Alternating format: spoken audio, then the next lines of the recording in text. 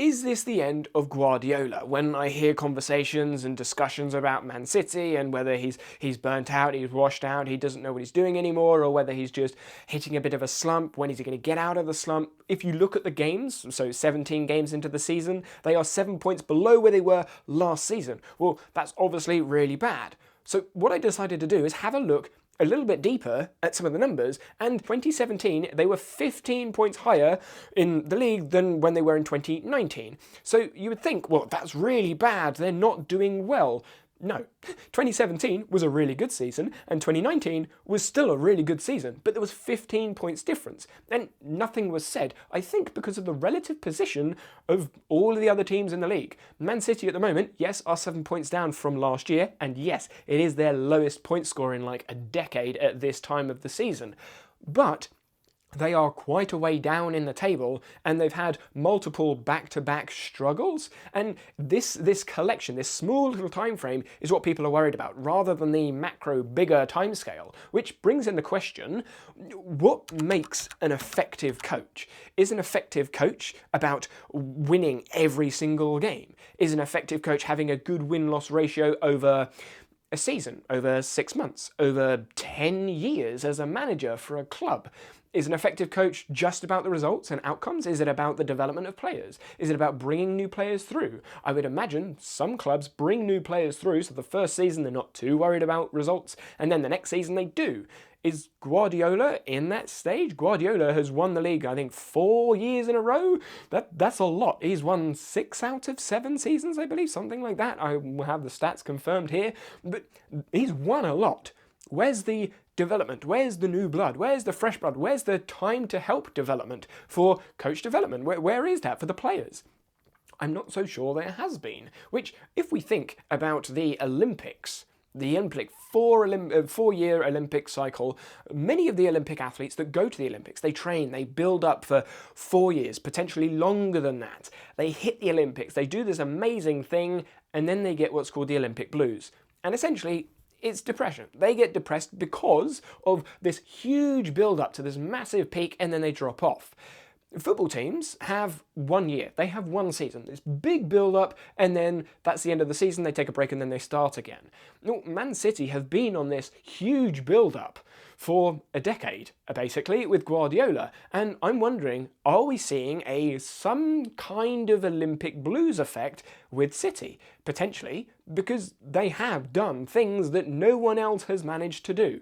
They are breaking records left, right, and centre, or they have been. So is this a blues, an Olympic blues effect for Guardiola? I don't know, this is all speculation because we've never seen this before. It is brand new. But coming back to that question, what is an effective coach? If we look at Guardiola, is he still an effective coach? During my undergraduate degree in sports coaching, there was one paper that I stuck with and have stuck with, and it's in many books as well, so it's not just me that likes the definition, but the definition that's used is to do with knowledge, outcomes, and then context. So professional knowledge. Does Guardiola still have the professional knowledge of professional football? Of course he does. He is still a professional football manager, arguably coach, depending on how you define coach and manager. They're different roles.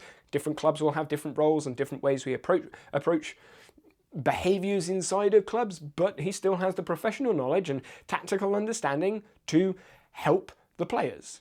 Interpersonal knowledge is another area of knowledge. Well, he certainly has a coach-athlete relationship with the team. There are some team members that have said they will leave the club if Guardiola leaves the club. So there is a bond there, there is a relationship there. Whether that is beneficial or not, no one can know apart from them because they are the ones in that situation.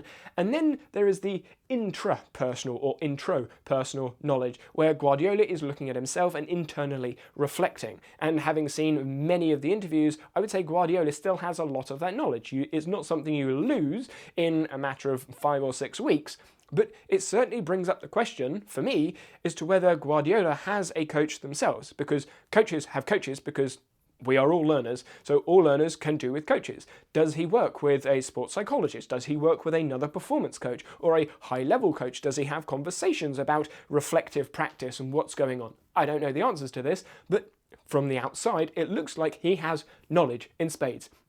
Does he consistently apply that knowledge? I would argue yes. So by those definitions, he's still an effective coach. However, when we look at the outcomes, this is where I think it's an interesting conversation when you look at Man City, because it's performance focused. Participation focused would be a little bit different. The four main outcomes, athlete outcomes that individuals, that coaches are looking for to be effective, again, using this definition, which I'll leave a link to the source in the description, is competence, confidence, connection, and character. Well, connection and character are certainly there in the team. You can see that in the way that they play, but confidence seems to have dropped, and competence also seems to have dropped. Competence not from an individual player perspective.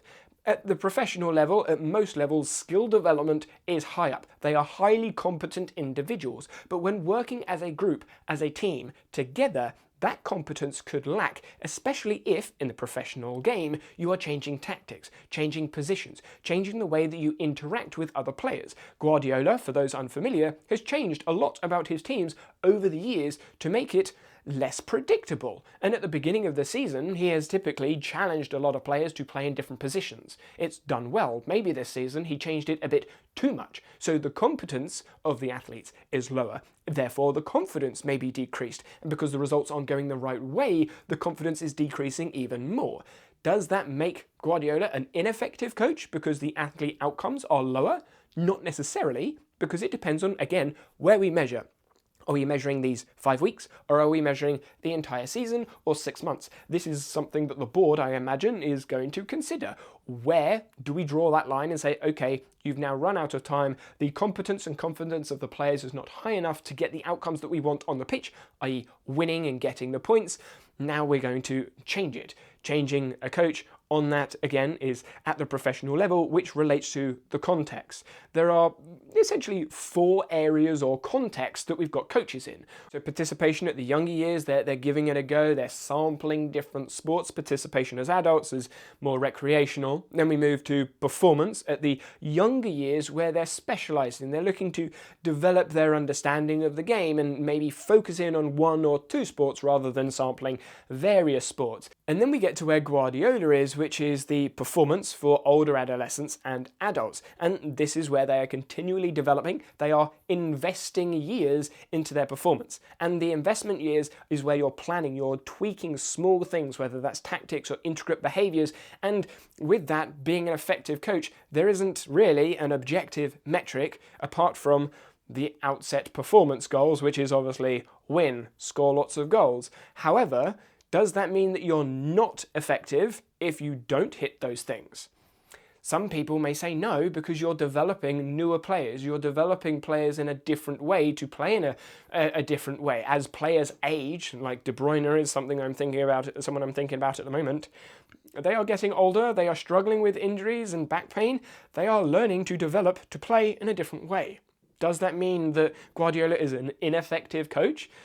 Potentially quite the opposite. Maybe if there was a less effective coach in there, some of the players that are currently playing might not be playing, and some of the players that are currently playing might be playing worse. But we don't know, because we don't have anyone in that situation. So when I think about Guardiola, is this the end of Guardiola because he's an ineffective coach? At the moment, I would say no, because all of those things that builds up what an effective coach is, the consistent application of professional, interpersonal and intrapersonal knowledge to improve athletes' competence, confidence, connection and character in specific coaching contexts, are all there. So he's still an effective coach. Is he effective enough for performance sport at the business level? That is something that I don't think any of us can really talk about or discuss about, because it's up to the board at the end of the day. But what we do know, what we have seen, and what various elite athletes in various contexts, whether that's swimming or diving or like Magnus Carlsen in chess, there's loads of professional athletes that struggle with something like the Olympic blues, where they get to a point and then they drop off because this huge big event is finished and now it's over. Or, like I mentioned Magnus Carlsen, they get to a point where they're doing it, but they don't really see the challenge. They've done it so many times, motivating themselves to do it again becomes even harder. Ronnie O'Sullivan is another example. Federer is another example. You've got darts, snooker, diving. There are loads of professional athletes that once you've won something, winning it again can actually be harder, because now people know what they're fighting against. Guardiola's won the Premier League, like I say, 4 times in a row. Doing it a 5th time is going to be very difficult, because players, teams, managers, sports scientists are all looking at the team. How do we beat this team? So potentially, Guardiola is at a point where he's like, you know what, we actually need to get worse to then get better. And if that is what's happening, getting worse to get better, I would say that's an effective use of coaching. But obviously, if you're in a performance setting and you have to win, there's a bit of an issue there. But to round up my thoughts on this, I think effective coaching can be looked at through these lenses, through these different points, but requires intricate understanding of what's going on in the training ground, what's going on in the changing rooms, what's going on in the manager's interactions with the players, and how the dynamic of the group, of the team, of the situation is going, which no one has apart from the people in there. What I'm doing as a coach is learning from Guardiola's explanations and conversations, or longer conversations about those interactions, and how I can use and adopt some of those tactics, tricks in my own coaching.